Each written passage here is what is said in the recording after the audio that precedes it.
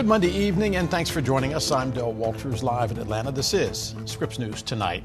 And tonight we focus on an often overlooked group of unsung heroes, our nation's caregivers. Our population is aging, and as such, the role of caregivers is becoming more and more important. AARP says caregivers devote 36 billion hours each and every year just to care for our loved ones.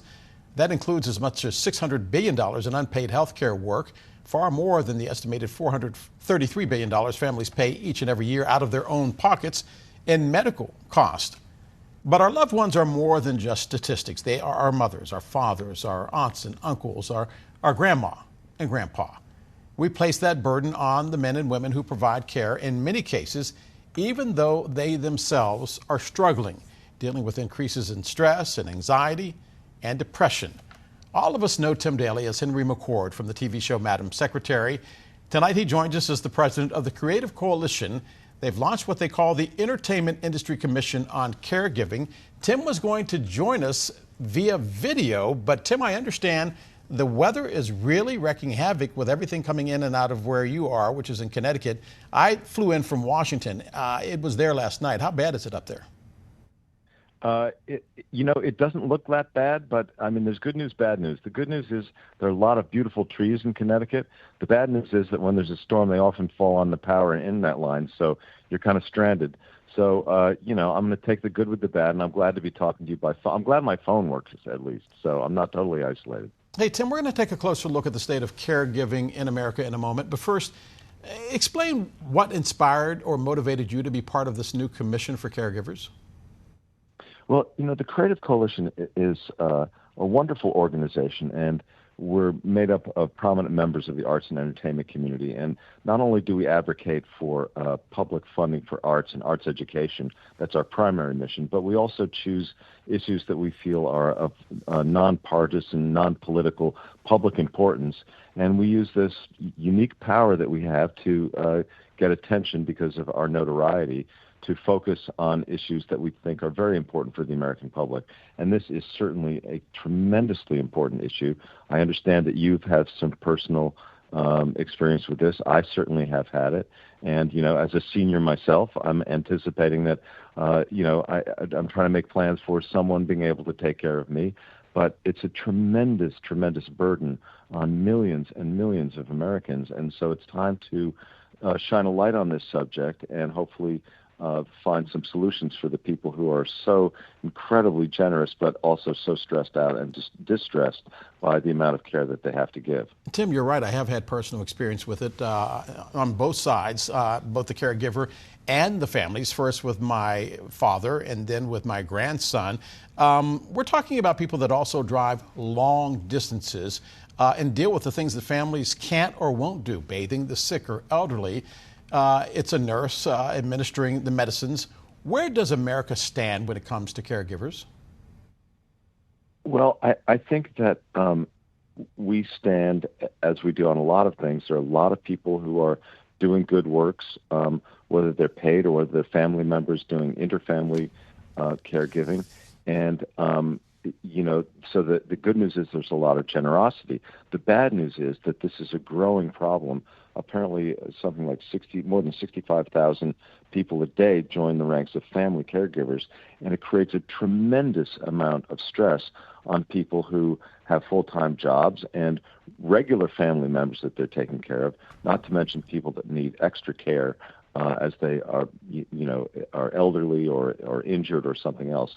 So this is a problem that is growing exponentially and really needs to have attention focused on it so that it is not, people aren't stigmatized because so many members of families who are giving care and have a full-time job are in fear of telling their employers that they need, some extra time to care for that grandmother or the mother or father who's aging because they don't want to lose that job. And yet the amount of stress and time that it takes on them takes a tremendous toll. Tim, speak to the politics of this. I know that it is a touchy subject, but in my case, it was someone who basically covered the night shift for us. You cannot be a caregiver 24 hours a day and then get up and go to work. So we had someone who came into our house several times, in fact, none of them would fit into the category of born and raised in America. Instead, people who came here seeking a better life. How do we close our doors? How do we close our borders and yet also take care of our aging population? Well, this is, something that is very complicated and absolutely critical that we put our best minds towards solving, because there are a lot of people from around the world who are willing to do this kind of work and do it for a price, frankly, that people can afford.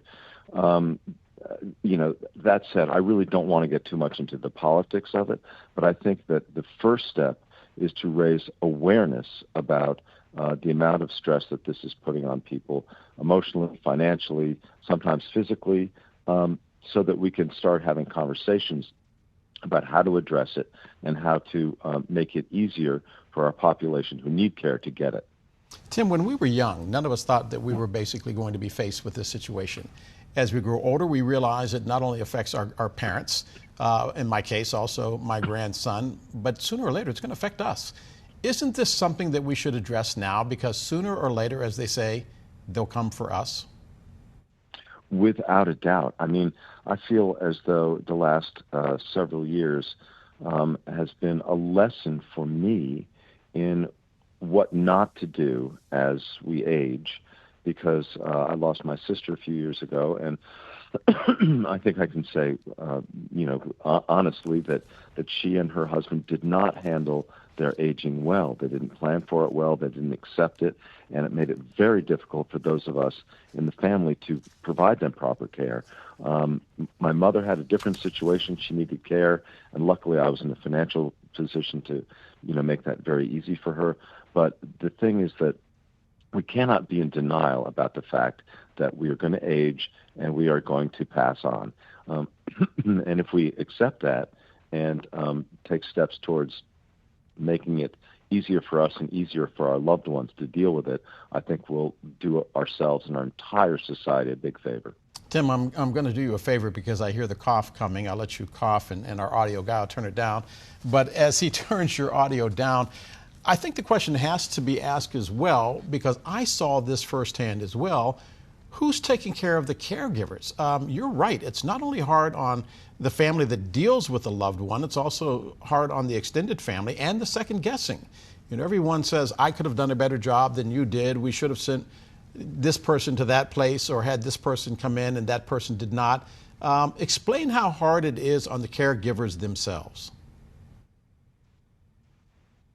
I think it depends on the specific situation, but it can be tremendously hard. And I think that, ironically, it's the family members who are doing caregiving of another family member that have it the hardest because of the emotional attachment that they have to the person they're taking care of, and because of the complications of families and all the politics that go on within a family. We all know about that. We have the holidays coming up. It's wonderful, and it's also fraught with a lot of emotion. So I think that it is important. The most important thing right now is that we start an open and honest and thorough dialogue about this, so that we can look at it and shine a light on it, and in the light of day make some decisions about how to go forward and how to start tackling this problem, so that those people that we love and the people who are taking care of the people that we love can be better served. Tim, final question before I let you go. What do you want your fellow actors and actresses to do? How do you want the entertainment industry to embrace this issue?